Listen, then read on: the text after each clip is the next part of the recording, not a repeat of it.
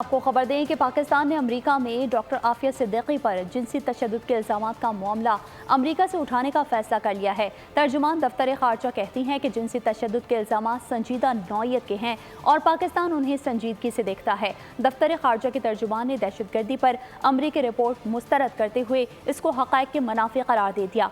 मजीद अनवर अब्बास की रिपोर्ट में जानिए।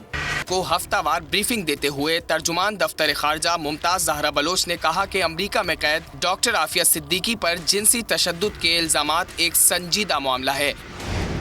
निगरान वज़ीर आज़म ने मामला अमेरिका के साथ उठाने की हिदायत की है। मुमताज ज़हरा बलोच ने दहशतगर्दी पर अमरीकी रिपोर्ट मुस्तरद करते हुए उसको हक़ाइक़ के मुनाफी करार दिया है और कहा कि इंसदादे दहशतगर्दी और दहशतगर्दों की माली मुआवनत पर पाकिस्तानी इक़दामात को दुनिया तस्लीम करती है। तर्जुमान दफ्तर खारजा ने शहजाद अकबर पर हमले में किसी पाकिस्तानी के किरदार की तरदीद करते हुए कहा कि ये हमारी पॉलिसी नहीं है। अमित शाह समेत भारतीय क़यादत के कश्मीर पर गैर जिम्मेदाराना बयानात की मज़म्मत करते हैं। पाकिस्तान ने कभी कश्मीर पर भारतीय कब्जा तस्लीम नहीं किया। सब्सक्राइब करें और बेल दबाएं ताकि कोई खबर रह न जाए।